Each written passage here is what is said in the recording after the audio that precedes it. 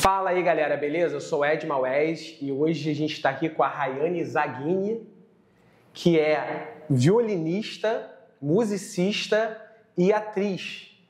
É isso aí. E o que mais? Por enquanto, só. A ideia é evoluir e absorver mais coisas, né? Beleza. Você tá nervosa?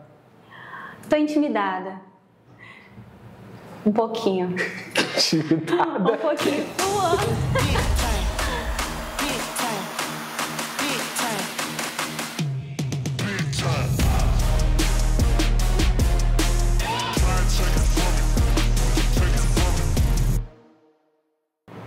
Rayane, responde pra mim.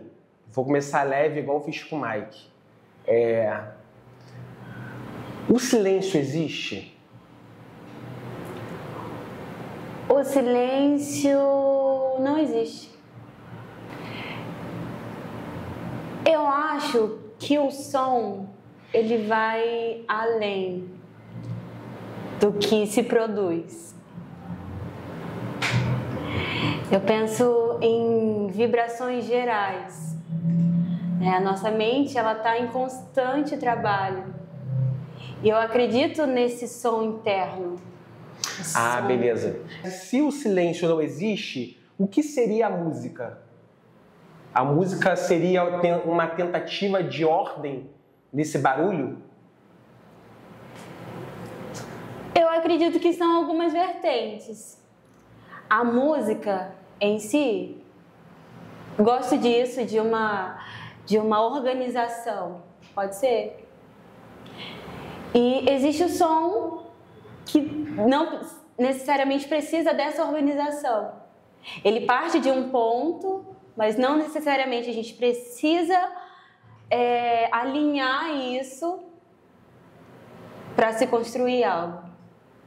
Acho que são vertentes diferentes. Entendi. Eu acho que o que você está querendo dizer é que essa quebra de ruptura também é usada na produção da música. Ou não? Não, de sons. De sons. E na música? E na música, sim, né? A gente consegue alinhar isso de várias formas, né? Alinhar isso, vamos colocar um ritmo. Uma música clássica e uma música barroca, né? De períodos. Existe um alinhamento dentro disso. Há um funk, um pagode. Existe um alinhamento, sabe? Existe uma organização. Agora o som, não. O som, eu posso bater o meu pé aqui, eu não planejei esse som, sabe? Mas ele existe. É por isso que eu estou te falando de vertentes. Da música, eu acredito nessa linhagem, né? Mas o som, ele pode ser qualquer coisa. Não necessariamente eu preciso criar algo, pensar em algo para ele ser produzido. Esse som que a gente não... esse som acidental que a gente não prevê, ele pode ser considerado em algum momento música? Pode. Pode tomar. Só que ele esbarra um pouco nessa outra vertente, né? Só que eu preciso pensar em algo. Só que eu posso tirar esse algo desse som, desse estímulo. Entendi. Eu lembrei uma frase agora, eu não estou lembrando quem é o autor, que fala assim, sem música a vida seria um erro. É Nietzsche que fala isso? Diretor? Não sei. O diretor tá ali jogando Clash of Clans. Candy Crush. Mas essa frase, eu não sei de quem é o autor agora. Eu acho que é Nietzsche que fala isso. Sem música, a vida seria um erro. Seria possível a vida sem música? Seria possível. Porque se o silêncio ele não existe, né? E aí você vai mais além ainda. Se você falou, você acredita no som interno. Como a gente equilibra esse som externo com o som interno? Como é que é essa loucura de trabalhar essa coisa... Porque, por exemplo, se você tem um som interno, me corrige se eu estiver errado, se a gente tem um som interno, isso também vai determinar se o que eu estou escutando, está vindo do externo, é bom ou ruim. O que é uma música ruim para você? Olha, boa pergunta. Uma música ruim, para mim. Eu gosto de histórias, né? E por isso que eu diferencio muito, eu tento dividir isso na minha vida, a música e os sons. Que até tenho maniazinha de pesquisa sobre os sons. Porque, pra mim, a música sempre parte de uma história. Sempre parte de um contexto, como eu já falei. Sabe? E pra mim, tem a questão do agrado, né? Ah, esse som me agrada. O som dessa música me agrada. Só que eu gosto sempre de pesquisar. Então, tem coisas que pode até me agradar e eu julgo pelo contexto, sabe? Então, assim, tem essa parte do agrado que você não se identifica, não gostei, pra mim é ruim. E tem essa questão do contexto também, da música. Você falou que a música, ela vem de histórias, né? A música, ela tenta contar uma história. Então, por exemplo, ela tem um propósito. Nesse sentido, se ela conta uma história, ela tem um propósito. Então, por exemplo, quando ela tem o propósito de chegar em um lugar e ela não chega, ela não alcança. Aí eu já visualizo com uma visão da arte no geral. Né? Até na entrevista do Mike, ele falou sobre a arte é aquilo que te atravessa. Mas não vai atravessar todo mundo da mesma forma. Então, a música como uma arte, eu vejo dessa forma. Ela tem um contexto, ela tem um contexto dela. Mas não necessariamente ela vai me atravessar daquela forma. Não necessariamente ela vai te atravessar daquela forma. Justamente por esse som interno que cada um tem. Exatamente. Então, a forma de você receber essa música também vai ser diferente. Sim. E aí é que tá, né? Eu acho que é o Suassuna que ele fala que a gente tem que ter cuidado para não transformar a arte em propaganda. Né? Que a propaganda que ela tem um objetivo determinado, você faz para a pessoa chegar em determinado local com um objetivo específico. Então, nesse sentido, você às vezes começa a criar arte e em dado momento desse percurso você começa a criar propaganda. Tipo, você ignora o som interno do outro. Né? Exatamente. E o outro também ignora o seu próprio som interno. E aí ele começa a julgar aquilo que ele está escutando a partir da percepção dele. E aí entra essa coisa do bom e do ruim. Por isso que eu pergunto, né? Isso é muito complicado. Sim. Né? O que é o bom e o ruim? Para mim, eu posso achar isso muito legal e você não tem uma percepção, uma sensibilidade, né? Cultura também. Às vezes não é nem que a pessoa não tem sensibilidade, ela não foi... estimulada, né? Exatamente. Sim. Por exemplo, a música clássica. Quem escuta música clássica hoje?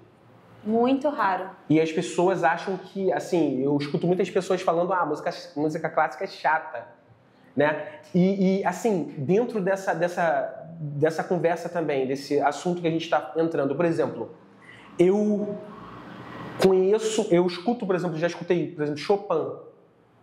É extremamente melancólico, não me faz bem, mas eu acho maravilhosa a música.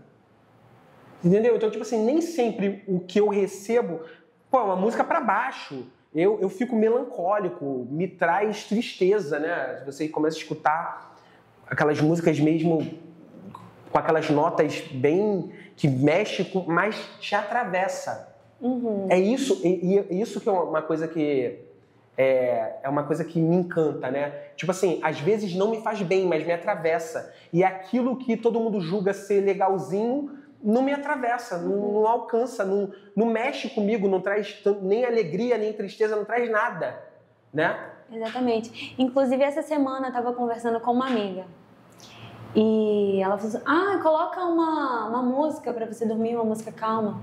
Se eu coloco uma música para dormir, a minha cabeça não para. minha cabeça já começa a visualizar, desculpa, as notas, sabe? A performance que está acontecendo ali, os sons que estão sendo transmitidos, os instrumentos, então eu não consigo relaxar, assim, para dormir, né? E como que isso funciona para outras pessoas, né? Tá aqui num lugar de musicista, mas ainda assim é uma forma em que isso chega para mim, né? Tem pessoas que conseguem colocar um Chopin para dormir, eu não consigo, sabe? Eu fico super acelerada e tem gente que acalma. E isso é muito interessante, interessante. Sim, porque chega a gente começa a ter, por exemplo, essa percepção, a música é seu material de trabalho. Então, se você bota uma música para dormir, eu acho que, independente da música, você começa a instrumentalizar, ver como aquilo foi feito e tal, coisa que uma pessoa que não estuda música vai falar, isso é um som, tá me relaxando, ok, fica ali num nível que ele consegue relaxar, né? Igual as pessoas falam assim, ler para dormir, depende do que, né? Por exemplo, se você começar a ler coisas que te estimulam, você acorda em vez de você perde o sono, né? Eu já cansei de perder sono lendo, eu leio muito, né? E assim, como é que, a leitura que me dá sono é leitura chata. Para mim, é um assunto desinteressante. Assim, isso não tem, aí eu começo a ler, me dá sono. Agora, se é algo que eu estou estudando, algo que me interessa, eu perco o sono, né? Então também tem essa coisa do que está dentro de você e como você vai receber aquilo. Mas fala pra mim, o que te levou a estudar música? Olha, a minha infância, eu já tinha vários estímulos, só que eu não percebia, né? E depois com a igreja, eu entrei pra coral, aí eu fui me envolvendo mais, gostava, mas é aquela coisa, né? A arte é pra distrair, pra distração, pra hobby. Né? Não funciona com a gente. E ainda mais eu de interior. E aí depois de um tempo, né, já estava na adolescência, na juventude, né, tinha acabado os estudos e uma amiga me convidou para assistir com ela uma aula de violino. Eu já me interessei, já tinha me interessado, já era interessada por violoncelo. E eu fui, aí dali já fiz aula, já fiquei, e a partir disso eu fui me descobrindo, né? Eu falei, caraca, aquelas coisas que eu fazia, que eu fiz, eu gostava. Preciso ver como é que funciona isso, preciso fazer desse jeito. E assim foi, eu fui me envolvendo e foi entrando de fato, de vez, assim, na minha vida. Cara, interessante que você fala é que você tem um contato com a música também na igreja, né? Sim. E assim, você vai ver que tem grandes nomes que tem uma influência da igreja, né? Mas eles não ficam. Não ficam. E isso que é muito interessante que você falou também é que dentro desse ambiente eclesiástico, né, a arte é vista como um detalhe. E aí, cara, a entrevista é tua, mas aí eu vou me permitir dar uma viajada aqui. Cara, Deus, na minha concepção, Deus é o Criador, né? E nós fomos feitos à imagem e semelhança dele. Nós somos criativos, nós somos criadores, certo? Então, dentro dessa perspectiva, eu não acredito que exista pessoa que não seja artista. Todo mundo, para mim, é artista. É diferente da pessoa que vive da arte. Existem pessoas que vivem da arte, mas eu acho que a arte ela está na criação. A pessoa que vai para a cozinha e faz uma comida com tempero, aquilo para mim é arte. Então, assim, arte é criação. E aí é uma crítica minha, né? Por isso que eu estou falando que eu estou invadindo aqui sua entrevista. Assim, como você pode ver essa questão criativa que é a arte como um detalhe, sendo que isso é fundamental em Deus e isso é fundamental no ser humano, né? Se tem algo que nós somos semelhantes a Deus é o poder criativo, é nosso poder de criação. Então, quando você entra num ambiente onde a criação se torna um detalhe, isso é uma coisa que ofende o artista e ofende ao maior artista de todos, que é Deus, né? Então, assim, talvez realmente seja um momento, né, de ver a arte com a importância que ela tem, não criar um Deus na arte, né? Até porque isso é uma característica divina, né, a arte, mas ela não é uma idolatria, não é tornar a arte uma idolatria, mas é dar a importância que ela realmente tem, né? Porque talvez as pessoas consigam ver, né, tipo assim, toca aí de qualquer jeito porque Deus gosta. Tipo assim, mas e excelência? Exatamente. Né? Tipo assim, porque para Deus serve qualquer coisa, sabe? Sim. A arte, ela tá sempre em segundo plano em questão de qualidade, né? E esse exemplo é perfeito. Tipo, canta, é para Deus. Deus recebe. Sim, Deus vai receber. Mas eu posso entregar algo de qualidade. Sim. Eu posso entregar melhor. Sabe? Isso não é sobre mim. Isso é sobre o que eu posso e o que eu quero oferecer. Né? Exatamente. E muitas das vezes isso é tratado como vaidade, né?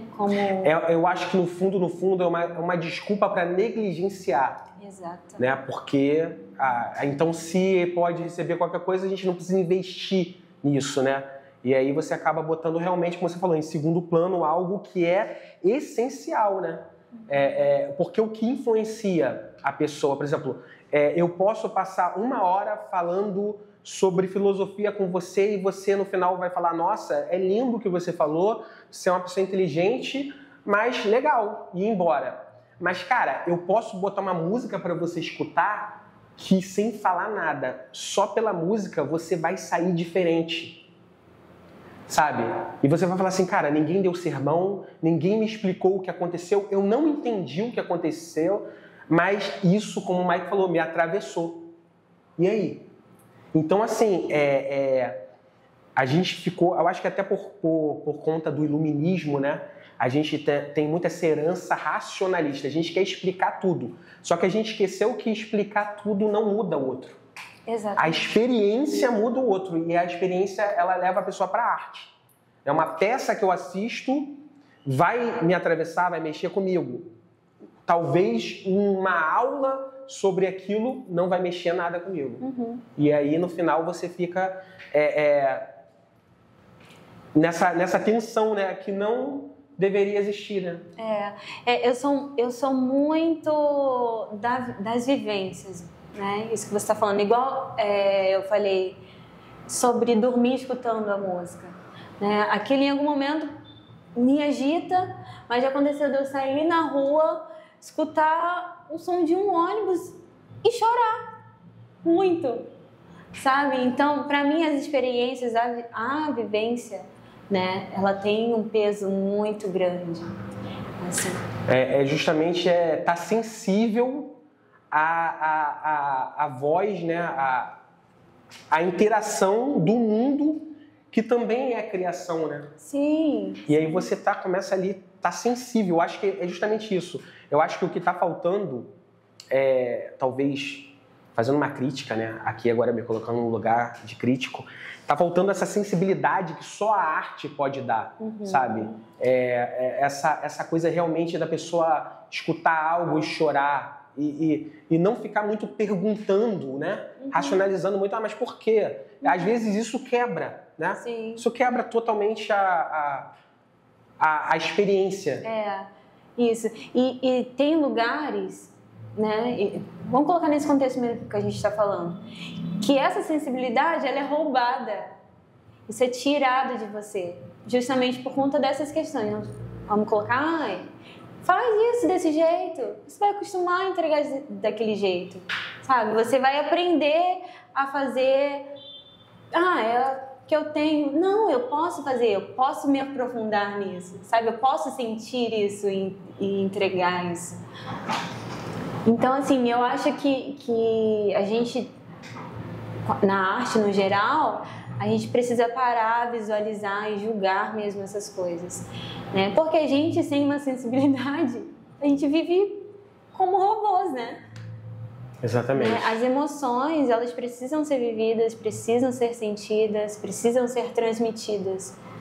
Então, assim, essa sensibilidade também, ela precisa ser trabalhada, né? Porque senão a gente fica muito refém também a gente não sabe lidar, né? É aquilo que você falou. Como aquilo não é apresentado pra gente, né? Desde criança, olha, música, a música é importante, ou qualquer forma de arte, né? Esse contato com a arte ele não é colocado, você também fica muito sem saber como receber aquilo. Sim, sim. Pode ser até assustador, traumatizante. Sim. Né? Justamente por, ainda mais a arte que rege. Para mim, a arte rege tudo. Foi o que você falou, tudo é arte. Todo mundo é artista, né? E como é muita coisa, pode assustar muito. Às vezes, eu me pego assustada dentro já dessa realidade, sabe? Às vezes acontece alguma coisa, ou vivencio alguma coisa, ou converso com alguém e calma, deixa eu alinhar minha cabeça, deixa eu alinhar meus pensamentos, porque pode ser agressivo, né? Por conta desse turbilhão de informações, de coisas, de variedades, né?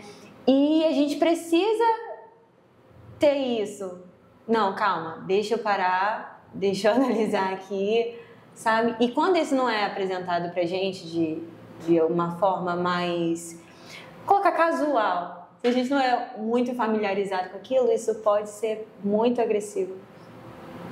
Essa questão de você receber de uma maneira muito forte, né, a arte, né, a música, a tela que você vê, né, e independente da expressão artística, você ter esse impacto, né,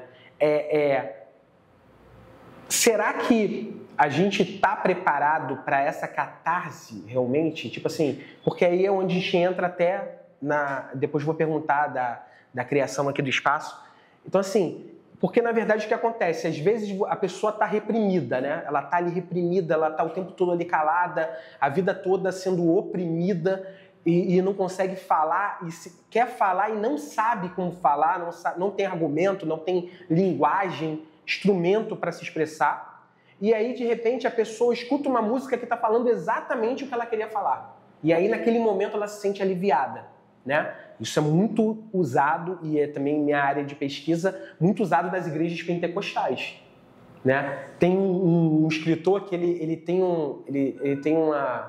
chega numa conclusão brilhante, que ele fala assim: enquanto os intelectuais escolheram a teologia da libertação, os pobres escolheram a igreja pentecostal. Aí eu falei, cara, é verdade. Aí eu falei, por quê? Porque a igreja pentecostal, ela dá experiência. E a teologia da libertação, os intelectuais te dão o quê? Conhecimento. Então o cara, ele chega domingo no culto e pisa na cabeça do diabo, ele fala que vai vencer, que os inimigos dele vão ser derrotados e tal. Aquilo ali é catarse pura, é carnaval. Né? Uhum. Tipo, olhando pela linha filosófica, aquilo ali é carnavalização pura. É catarse aquilo. Uhum. Então assim, ele sai dali do culto que é aliviado. Ele não entende desses instrumentos. Então ele fala, nossa, tô leve. Mas quando ele vai para uma igreja que só dá teoria, ele sai tão pesado quanto entrou. E ele não sabe. Então, tipo assim, quando o cara começa a escutar uma música que fala exatamente o que ele pensa, porque a arte fora do padrão moral, né, a arte do mundo, vamos dizer assim, ela fala exatamente o que você pensa. Ela não tem... eu não posso usar essa palavra, não. Ela fala, ela vai cantar aquilo que tu está pensando. Você escuta aquela música, é liberado no momento, naquele momento você tem a sensação de recompensa. Caramba, é o soco na cara que eu nunca dei, é o grito que eu nunca dei. E aí o cara, é igual uma droga, né? O cara, meu Deus, eu preciso escutar isso de novo. Aí escuta de novo. E ele não sabe como isso funciona. Será que se a gente fizer um trabalho de conscientizar as pessoas de como funcionam esses mecanismos, né, da própria arte, será que as pessoas não vão se libertar, não vão se tornar menos reféns? Porque, assim, claro que elas entenderem, eu acabei de falar, não vai mudar. Mas ela vai poder falar, cara, eu posso ir para uma peça porque ela tem o mesmo efeito daquele instrumento que tem no culto. E aí eu posso optar. Liberdade nesse sentido.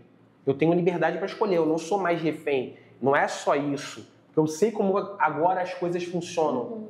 Isso não é libertador? Ou será que isso nem é interessante? Eu tenho medo, às vezes, disso. Eu acho isso libertador. Inclusive, eu sou a favor de da arte, porque eu vivi isso. Os maiores pilares da arte são as trocas, né? Vou colocar trocas. A gente precisa disso. Claro que a gente tem as nossas particularidades, né? As nossas coisinhas. Limites. Os nossos limites. Mas a arte, ela precisa dessa troca, né? Igual a gente... Esses dias eu estava conversando com um amigo e ele falou, tudo se copia, né? Uhum. Na verdade, eu acho que tudo parte de algo. Copia. Uhum. Só que então, eu precisei visualizar aquilo, eu precisei sentir aquilo, precisei vivenciar aquilo para eu fazer, ou para eu reproduzir, não, para eu recriar, sabe? Então, tudo é sobre troca para mim, assim, sabe? Se eu tenho algo hoje, se eu consigo criar uma música hoje, eu tive que ter estímulos para aquilo, eu tive que aprender, eu tive que ouvir, sabe? Então, para mim, das maiores bases da arte é isso. É eu falar, eu ouvir, eu participar. Então fala agora sobre o Catarse Ateliê, esse lugar que a gente está. Eu acho que você já falou muito, né? Deve ser esse lugar de troca, né? Desde o início. Tinha umas ideias loucas na cabeça. Aí tinha um amigo mais louco ainda, que é o Mike Estevam, que é o nosso diretor hoje. E eu fui para conversar com ele e falei, Mike, eu tenho essa ideia. Ele falou assim, eu tenho essa ideia. Eu falei, vamos, né? A gente falou, vamos juntar isso, ver o que vai dar? E foi onde surgiu o Catarse Ateliê. De trocas, veio, né? Dessa troca de conversa, de né? Tenho isso aqui também. E aconteceu, né? Está aqui hoje, trabalhando pra caramba. E a ideia é levar isso pra galera também, né? Ser esse lugar de uma loucura que tá funcionando. Ser esse lugar de troca de experiências, esse trabalho de realmente colocar todo mundo como artista e parte de uma família. Eu acho essa parada muito louca, né? Do teatro, ele tem essa peculiaridade daqueles grupos, né? Eu fico vendo o documentário daquela pessoal, aqueles grupos antigos de teatro, que era assim, todo mundo meio hippie, ia morar junto, todo mundo meio louco, e era uma família, né? E às vezes eu acho assim que o ator ele tem muito disso, de encontrar a sua família entre seus colegas, porque só acho que o outro ator às vezes entende a loucura dele. E aqui a gente fala a mesma linguagem. Eu acho que é muito isso, né? Assim, os ambientes que eu chego, que tem essa coisa do teatro, da arte, ele tem essa coisa de família, né? Sim. Coisa que às vezes você não encontra onde deveria encontrar. Sim, e a nossa ideia era justamente essa. Tipo, ser um lugar confortável, entendeu? Que as pessoas entendessem qual era esse lugar, entendeu? Que elas se sentissem confortáveis aqui para ter essas trocas e se desenvolverem, se descobrirem, se pesquisarem, de pesquisar, e partiu disso. E desafios financeiros. Tá, o Duque de Caxias com uma proposta de trazer, formar artistas, né? Conscientizar as pessoas do seu poder criativo. E como é que isso é visto no sentido financeiro? Porque aí eu também aproveito que a gente já falou aqui, tipo assim, a arte é aquilo que eu interajo, a arte é aquilo que eu faço parte, a arte é aquilo que eu estou inserido e sou participante. Isso acontece também quando chega na hora do cara ajudar a pagar as contas? Fala a verdade. Não mente. Não, acontece, tem pessoas, né, que entendem o que é e o porquê, né, mas nem sempre. Essa questão financeira, eu acho que não só na arte, mas em vários outros lugares, isso é um desafio, né? Então, assim, tem risco que você vai ter que assumir, né? Justamente às vezes pela falta de compreensão de alguns, né? Igual as pessoas às vezes não valorizam, o seu trabalho.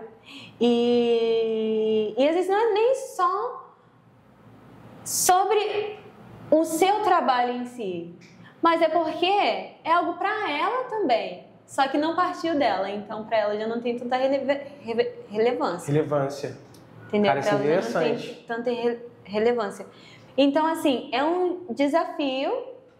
É um desafio também porque é um processo de educação para essas pessoas entenderem, né? Por exemplo, por que o cara não vê problema em dar R$100 numa peça em Ipanema, mas chora quando tem que fazer alguma coisa porque é na Baixada? Exatamente. Mas não é a arte. Não são artistas que estudam tanto quanto. E aí a gente fala também em mudar a Baixada, né? Vamos mudar a Baixada, mas a gente começa... Como a gente muda a Baixada? Pagando o preço do lugar que não é Baixada. Porque se eu quero o mesmo nível de som, de qualidade, tudo, da onde não é... na Baixada, por que eu não quero pagar o preço? Né? E é aquilo, é se ver como participante, não é se ver como um doador. Eu tô doando. Porque tem muito isso, né? Eu fiz uma entrevista com duas garotas que elas recitavam poemas no trem. E elas vinham de Campo Grande até a Central do Brasil. E aí depois iam pro metrô.